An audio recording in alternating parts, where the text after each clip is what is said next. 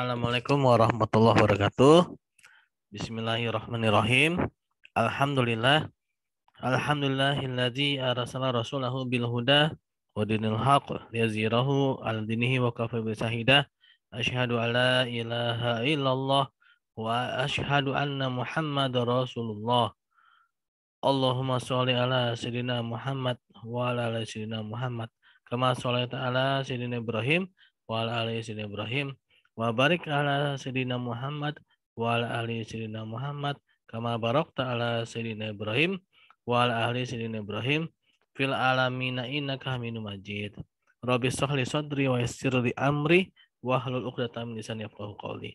Baiklah, teman-teman semua, pada kali ini saya akan menjelaskan pada pendidikan agama Islam pertemuan yang ke-6 ini menjelaskan mengenai sejarah Nabi Muhammad SAW, ya, yaitu dari sebelum masa kelahiran beliau, ya, sampai masa kelahiran, lalu masa-masa kenabian dan wafatnya Nabi Muhammad SAW. Sebelumnya saya akan membahas mengenai sebelum kelahiran beliau, ya, bagaimana kondisi masyarakat ketika itu, ya.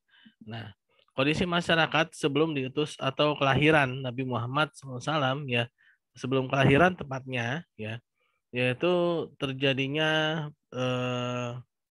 dekadensi moral yang luar biasa, ya, terjadinya penyimpangan-penyimpangan yang terjadi di masyarakat, ya. Contohnya yang terjadi pada Kekaisaran Persia, ya, yang memiliki pandangan-pandangan yang sangat-sangat menyimpang, ya, dari garis hidup manusia, ya, yaitu seperti ya, terutama dalam memperlakukan kaum wanita sebenarnya, ya, yaitu mereka menikahi ibu mereka menikahi anak mereka, yang mereka melakukan hal-hal yang sangat membuat hati ini menjadi miris, ya, melihat perilaku mereka di balik kejayaan peradaban mereka, ya. Begitu pula kondisi pada Romawi, ya. Romawi pun juga demikian, ya. Romawi yang tenggelam dalam militer, ya, tenggelam dalam mengekspansi, ya, melakukan kolonialisasi, ya, Romawi, ya. Lalu mereka juga tenggelam dalam tahayul-tahayul, ya, seperti juga India dan Cina, ya. Nah, itu adalah peradaban-peradaban ketika sebelum lahirnya Nabi Muhammad SAW, ya.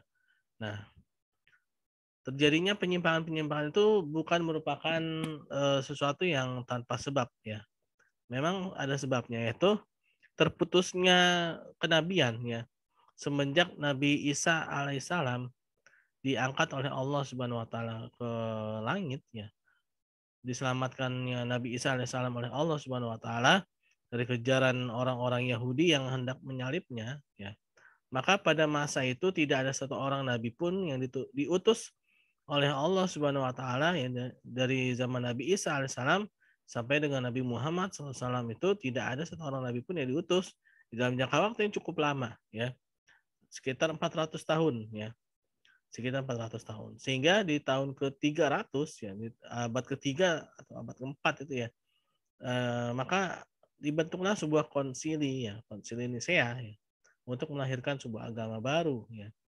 Nah, ini karena kondisi ketika itu manusia tidak adanya panduan wahyu dari Allah Subhanahu wa taala sehingga terombang-ambing, ya, terombang-ambing. Nah, itu kondisi sebelum kelahiran Nabi Muhammad SAW. Ya. Lalu juga kondisi bangsa Arab ketika itu, ya. Kondisi Jazirah Arab. Secara alamiahnya atau secara normalnya, bangsa Arab itu sebenarnya bangsa yang masih bersih, ya.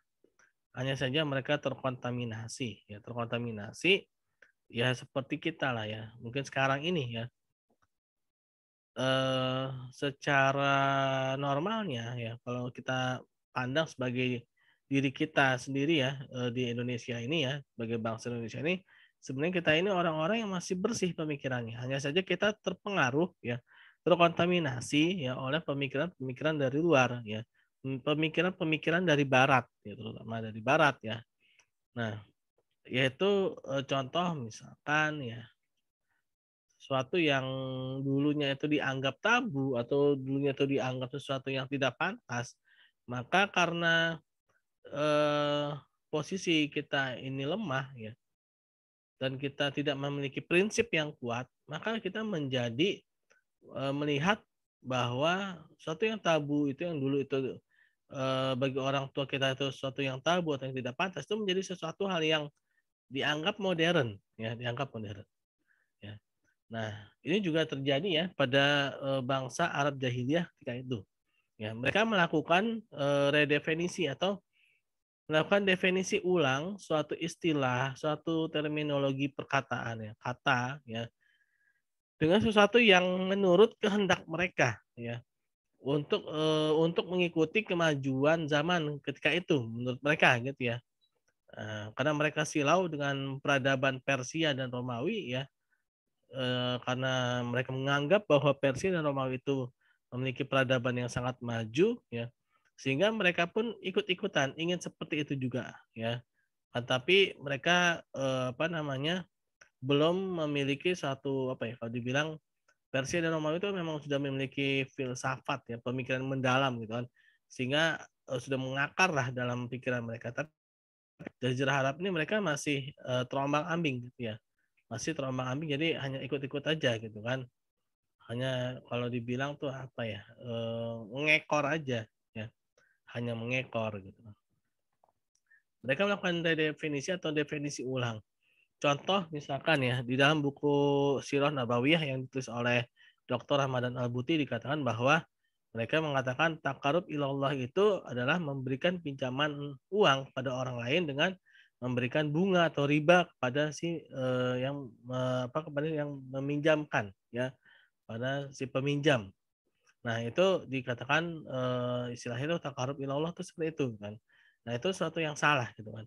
Mereka mengatakan sesuatu yang sucian, sesuatu yang suci itu ketika mereka membunuh anak perempuan mereka ya. Mereka mengatakan anak perempuan mereka itu adalah kotor gitu kan. Nah, itu merupakan definisi ulang yang salah gitu kan. Nah, kalau kita tarik ke zaman sekarang sebenarnya tidak jauh berbeda ya dengan apa yang terjadi pada saat itu dengan saat sekarang. Ya mungkin perbedaannya hanya pada dulu mungkin ya tidak ada handphone, tidak ada mobil, tidak ada kendaraan-kendaraan yang canggih dan modern, tidak ada alat-alat komunikasi yang modern ya. Ya secara secara substansial sama ya, secara substansial sama. Contoh misalkan ya, saya kemarin juga sudah memberikan contoh yaitu kata gaul ya, gaul ya. Gaul ya dikatakan gaul itu kalau sudah pacaran ya. Nah, ini adalah redefinisi, mendefinisikan ulang ya. Nah, secara substansial yaitu sama dengan 1.500 tahun yang lalu ya. Melakukan definisi ulang suatu istilah karena tidak memiliki prinsip yang kuat pada kehidupan mereka ya, sehingga mereka merasa kaum marginal gitu kan, merasa kaum pinggiran ya ketika melihat peradaban yang maju ya, tapi terjadi dekadensi moral di sana ya, mereka ingin seperti itu gitu ya. Mereka ingin seperti itu. Nah, nah itu ya, itu salah satu contohnya ya. Kalau dilihat ya hampir sama lah, bahkan bisa dijadikan sama ya, bukan hanya hampir sama, bisa jadikan tuh sama. Ya bedanya tadi itu aja ya. Zaman sekarang mungkin ada handphone ya, ada pesawat terbang ya, ada kereta ya, ada mobil ya. Zaman dulu mungkin nggak ada, tapi pemikirannya sama ya, sama-sama jahiliyah, sama-sama bodoh gitu kan, karena melakukan definisi yang tidak seharusnya ya, mendefinisikan suatu kata yang artinya itu salah ya. Nah itu ya, pertama itu satu, memang bangsa Arab ketika itu bangsa yang masih jernih sebenarnya ya, hanya saja mereka terkontaminasi ya. Lalu yang kedua ya, eh, posisi mereka adalah posisi yang mana tidak membuat bangsa lain untuk menjajah ya, karena posisi mereka di lembah ya. Beda dengan Baitul Maqdis ya.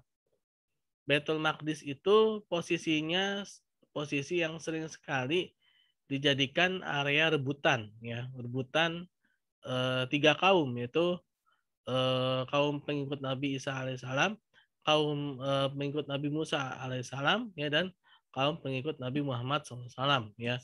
Nah, dari dulu Baitul Maqdis itu memang selalu menjadi rebutan, ya. Bahkan beberapa kali dijajah oleh Romawi, ya, ya, Persia, ya, sehingga dari sisi keamanannya, ya, itu agak kurang, ya. Sedangkan kalau Jazirah Arab itu, ya, itu dia cenderung lebih aman karena mereka tidak begitu mempedulikan, bukan tidak mempedulikan, ya, tapi memang melihat daerahnya itu mereka tidak tertarik untuk menguasai daerah tersebut. Adapun nanti mengenai Abraha itu lain persoalan, ya. Mengenai rencana Abraha untuk menghancurkan Mekah itu bukan bukan ini, ya, itu lain lagi. Beda pembahasannya, ya. Tapi kalau dari sisi lokasi, ya, itu memang Jazirah Arab itu memang cenderung lebih aman, ya, dibandingkan dengan daerah-daerah sekitarnya seperti Mesir, ya. Mesir juga sering sekali dijadikan daerah jajahan baik itu Persia maupun Romawi, ya. Nah, itu adalah alasan, ya, kenapa dipilihnya Jazirah Arab sebagai tempat Nabi terakhir yaitu Nabi Muhammad SAW, ya. Lalu juga Jazirah Arab ini memiliki kabilah-kabilah yang mereka ini, kabilah ini memiliki rasa persaudaraan yang sangat kuat, ya. Mereka memiliki rasa persaudaraan yang sangat kuat. Mereka membela saudara mereka itu tanpa pandang bulu atau tidak, yang penting ketika saudaranya itu dianiaya oleh kabilah lain, dia langsung bela. Dia belum belum istilahnya dia belum memastikan saudaranya itu salah atau enggak, yang penting dibela dulu gitu, ya. Dibela terlebih dahulu, ya. Kalau memang salah nggak salah dibela dulu gitu kan. Nah, jadi rasa persaudaraan Arab itu kuat, ya, Jazirah Arab itu kuat. Nah, sehingga itu juga merupakan salah satu alasan, ya. Sehingga ketika terjadinya boykot, ya, terhadap Nabi Muhammad SAW dan para pengikutnya, Bani Hasyim, yaitu keluarga Nabi Muhammad SAW, ya, walaupun Bani Hasyim itu belum semuanya masuk Islam, mereka ikut bersedia untuk diboykot, ya. Bunda Aminah, yaitu ibunya Rasulullah SAW, ya. Nah, Ibunda Aminah ketika Rasulullah SAW di dalam kandungan bermimpi, ya, diterangi oleh sinar yang dari langit, ya. Lalu juga ada tanda-tanda lain, ya, yaitu ketika menjelang lahirnya Rasulullah itu istana Persia dan Romawi itu terguncang. Lalu api Majusi, ya, Majusi itu kan penyembah api, ya, padam, ya, apinya padam. Nah, itu adalah kondisi-kondisi ketika masa-masa kelahiran Rasulullah SAW, ya. Allahumma sholli ala sayyidina Muhammad.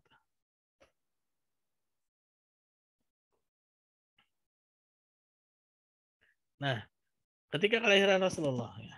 Nah, ini nasab Nabi Muhammad SAW, ya, dari berbagai sumber, ya, dari berbagai buku.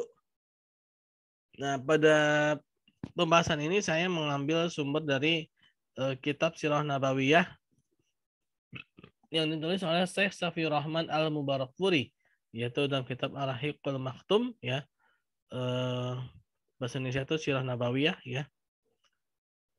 Yaitu Rasulullah Nabi Muhammad SAW itu bin Abdullah bin Abdul Muthalib. Nah, nama asli Abdul Muthalib Syaibah bin Hasim, ya. Nama asli Hasim itu nama aslinya ada Amr bin Abdul Manaf, nama aslinya adalah Al-Mughirah bin Qusay, nama aslinya ada Zaid bin Kilab bin Murrah bin Ka'ab bin Lu'ay bin Ghalib bin Fihir. Nah, dialah yang dijuluki sebagai Quraisy yang kemudian suku ini dinisbatkan kepadanya. Nah, ini, ya, Fihir, ya, namanya. Bin Malik bin An-Nador. Ya, nama aslinya ada Qais bin Kinanah bin Khuzaimah bin Mudrikah. Nah, nama aslinya ada Amir bin Ilyas bin Mudor bin Nizar bin Ma'ad bin Adnan. Nah, Adnan ini adalah anak dari Ismail alaihissalam, ya. Salah satu keturunan dari Ismail alaihissalam, ya. Nah, dari Adnan, ya.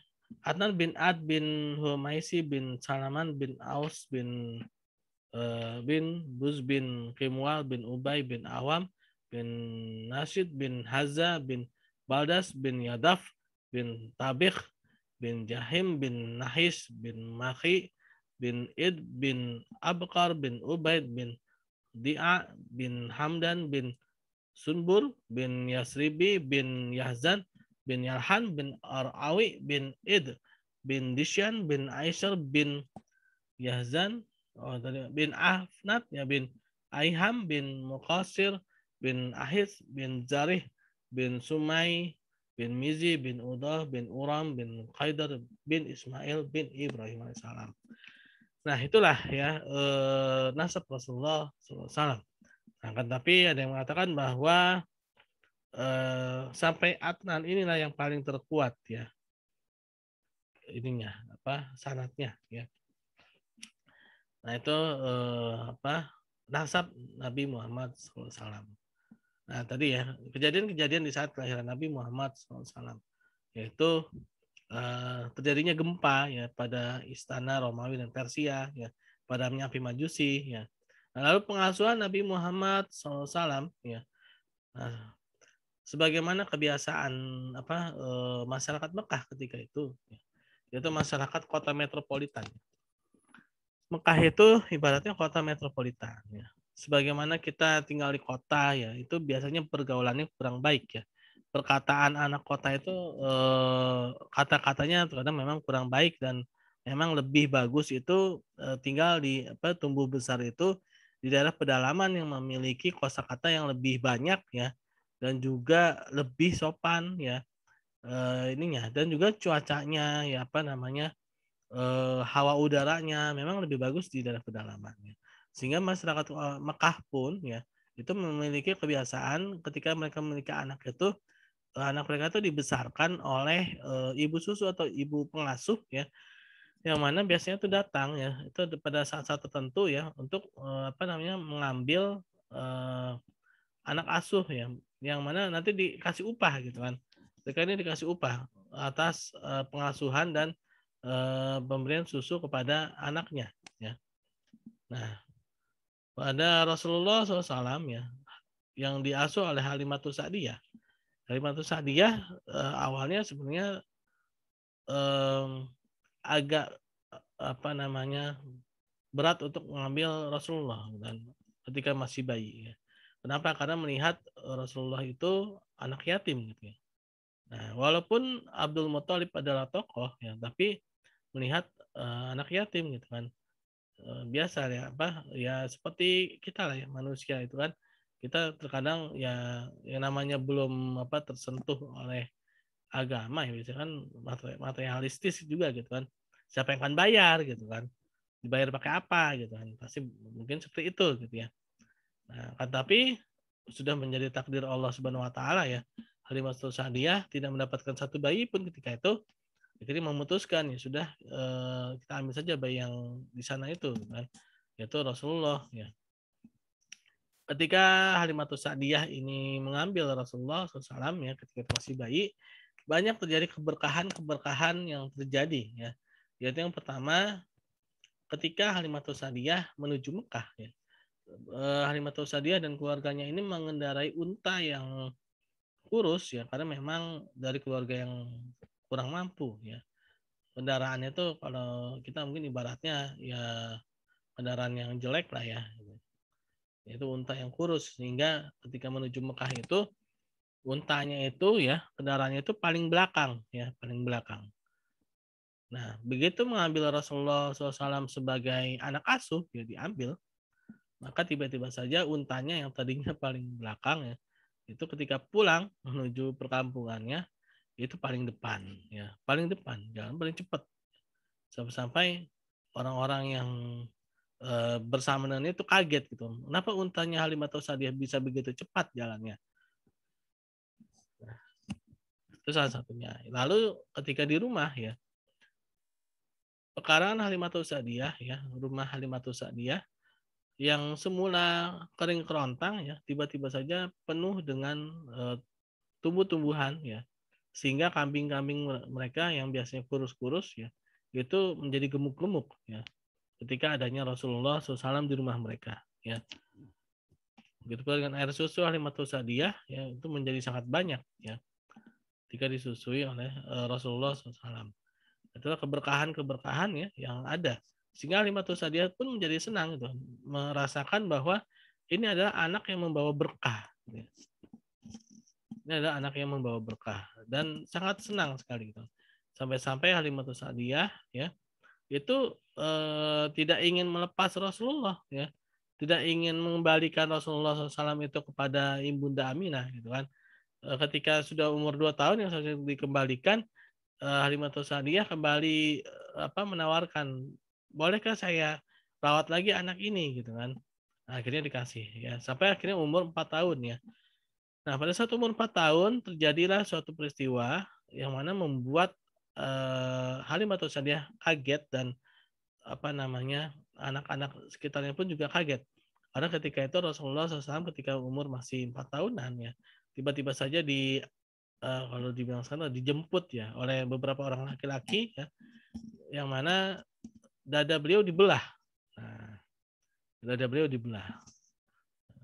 Ternyata ini adalah malaikat Jibril alaihissalam dan malaikat-malaikat yang lain yang hendak membersihkan dada Rasulullah SAW dari tempat-tempat setan ya. Nah, ini cukup menarik ya. Ini seharusnya nih bagi yang memiliki background ilmu biologi atau ilmu kedokteran, ini bolehlah diteliti ya tentang dada manusia ya. Tentang dada manusia ini ada tempat setan. Nah, ini maksudnya ini apa nih ya?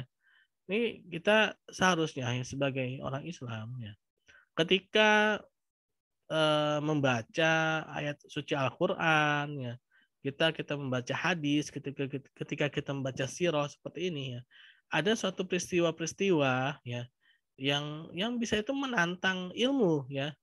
Selain itu contoh misalkan mengenai ini ya, Nabi Yakub alaihissalam ketika Yusuf alaihissalam itu kena fitnah gitu kan, seolah-olah Yusuf itu telah mati ya, padahal Nabi Yusuf alaihissalam itu tidak mati gitu kan buta ya kan, Nabi Yakub alaihissalam itu kan buta ketika dibilang Yusuf telah mati gitu kan, dan Nabi Yakub alaihissalam kan nangis sampai matanya itu kering ya, mengering akhirnya buta. Nah, ketika Nabi Yusuf alaihissalam itu telah menjadi pemimpin ya di Mesir ya, dan dia menyuruh saudaranya Bunyamin ya untuk membawa bajunya yang ada keringatnya ya, yang ada keringatnya Yusuf alaihissalam ini untuk ditempelkan ke wajah ya, ke muka Nabi Yakub alaihissalam. Nah, ketika itu ya Nabi Yakub alaihissalam ketika menempelkan baju Yusuf alaihissalam yang ada keringatnya itu ditempelkan ke mukanya ya, tiba-tiba saja ya, dengan takdir Allah Subhanahu wa taala Nabi Yakub alaihissalam penglihatannya bisa kembali lagi. Nah, ini yang menjadi tantangan kita ini ya. Apakah air keringat itu bisa menggantikan air mata gitu kan? Nah, ini sebenarnya bagus nih bagi orang yang memiliki background ilmu biologi atau ilmu kedokteran. Ini cobalah diteliti ya. Ini ada ayat Al-Qur'an seperti ini gitu ya. Coba diteliti gitu kan. Nah, begitu kan tentang ini pembelahan dada Nabi Muhammad SAW nih. Di dalam diri manusia ini, di dada manusia ini ada tempat setan yang mana bisa membuat seorang itu berpikiran atau berprasangka buruk ya, atau membuat seorang itu menjadi bersuuzon kepada Allah Subhanahu wa taala. Nah, ini ya. Nah, ini harus diteliti nih bagian yang mana nih yang dibersihkan bukan. Nah, oke, saya kembali lagi ke pembahasannya. Nah, begitu mengetahui Nabi Muhammad SAW itu diculik lah istilahnya oleh beberapa orang yang sebenarnya ada malaikat Jibril ya, dan dadanya dibelah sampai teman-temannya seusia beliau itu berteriak-teriak menjerit-jerit kan, Muhammad telah dibunuh, Muhammad telah dibunuh, Muhammad telah mati gitu kan. Sampai-sampai Halimatus Sa'diyah pun kaget dan akhirnya menemui Nabi Muhammad SAW yang ketika itu masih kecil ya, dalam keadaan pucat ya. Pucat bukan karena akibat pembelahan dada, bukan, karena ia kaget ya. Kaget lah ya. Ya contoh misalkan kalau kita nggak pernah dikejar-kejar anjing misalkan ya. Lalu kita tiba-tiba saja dikejar-kejar anjing, kan pasti kita pucat kan, pucat karena kaget. Ya kan, belum pernah merasakan suatu peristiwa yang baru gitu kan, dan itu pun peristiwa itu yang begitu apa ya, mengagetkan, pasti pucat ya kan, pasti pucat. Nah, melihat Rasulullah itu pucat, akhirnya Halimatus Sa'diyah pun merasa khawatir ya kalau terjadi sesuatu lagi. Akhirnya Nabi Muhammad SAW ini dikembalikan kepada ibunya Aminah. Nah, akhirnya Rasulullah dirawat oleh ibunya sampai umur 6 tahun ya. Nah, ketika umur 6 tahun ini ibunda Rasulullah ingin berziarah ya ke makam ayahnya Abdullah di kota Yatsrib, ya, daerah Yatsrib itu kota Abwa ya. Nah, ketika perjalanan ya di Abwa ya, ibundanya meninggal ya. Abwa itu jadi daerah Madinah juga sebenarnya, dekat-dekat Madinah. Nah, Madinah atau Yatsrib ini ya, sebelum jadi Madinah, ya Yatsrib ya, adalah daerah yang panas. Panas itu melebihi Mekah ya. Kalau sekarang terbaliknya. Jadi ada riwayatnya juga ya, ternyata dahulu itu ketika awal-awal hijrah itu para sahabat itu pernah sakit ya, para sahabat Rasulullah itu pernah banyak yang sakit karena panasnya kota Madinah. Akhirnya Rasulullah berdoa agar panasnya Madinah itu dipindahkan. Dan Allah Subhanahu wa taala mengabulkan, dan akhirnya Madinah dari sejak itu sampai sekarang itu sangat dingin ya, sangat adem lah ya, sejuk ya, dari menjadi sejuk karena doa Rasulullah ya. Nah, karena doa Rasulullah akhirnya Madinah menjadi sejuk sampai sekarang. Dan bahkan cenderung menjadi dingin ya. Cenderung menjadi dingin dibandingkan dengan Mekah. Nah, akhirnya ibunda Rasulullah wafat ya pada saat Rasulullah umur 6 tahun ya. Wafat ya. Dan akhirnya diasuh oleh kakeknya itu Abdul Muthalib. Nah, diasuh oleh Abdul Muthalib sampai umur 8 tahun. Nah, ketika kakeknya wafat ya sampai umur 8 tahun, kakeknya ini sangat sayang pada Rasulullah ya. Sangat sayang. Bahkan tempat Abdul Muthalib ya, kakeknya, ini pernah diduduki oleh Rasulullah. Ketika itu orang-orang kaget ya. Hey, itu ibaratnya tempat pemimpin gitu kan, ditempatin sama anak kecil. Disuruh apa? Biasa ya, anak-anak minggir ya. Nah, Abdul Muthalib melihat itu, jangan disuruh apa, biarkan aja, biarkan kan. Kelak dia akan menjadi pemimpin, nah, kata kakeknya ya. Nah, itu ya Abdul Muthalib ya. Nah, ketika itu umur 8 tahun Rasulullah kakeknya meninggal ya, wafat, dan akhirnya diasuh oleh paman beliau yaitu Abu Thalib. Nah, Abu Thalib ini adalah seorang yang perekonomian sebenarnya bukan perekonomiannya tidak begitu bagus ya. Dan anaknya pun banyak Abu Thalib ya. Nah, Rasulullah sebagai seorang anak yang sangat apa ya, mandiri ya. Seorang anak yang sangat mandiri dan juga memiliki rasa sadar diri yang tinggi ya. Dia tidak ingin menyusahkan pamannya yang memang agak kekurangan dan juga memiliki anak yang banyak ya. Sehingga beliau itu cenderung untuk mencari sendiri ya. Apapun beliau lakukan seperti menggembala kambing ya. Menggembala kambing itu pun juga bukan menggembala kambing sembarangan ya. Kita jangan bayangkan menggembala kambing cuma di satu apa ya, sawah di ini, beda ya. Itu lembahnya luas ya. Nah, lembah yang luas, Rasulullah itu membawa kambing ya, menggembala domba ya sampai kemana-mana gitu kan. Dengan pengalamannya seperti itu luar biasa ya. Padahal seorang anak yang mungkin usianya baru eh, puluhan atau belasan tahun ya, belasan tahun. Nah,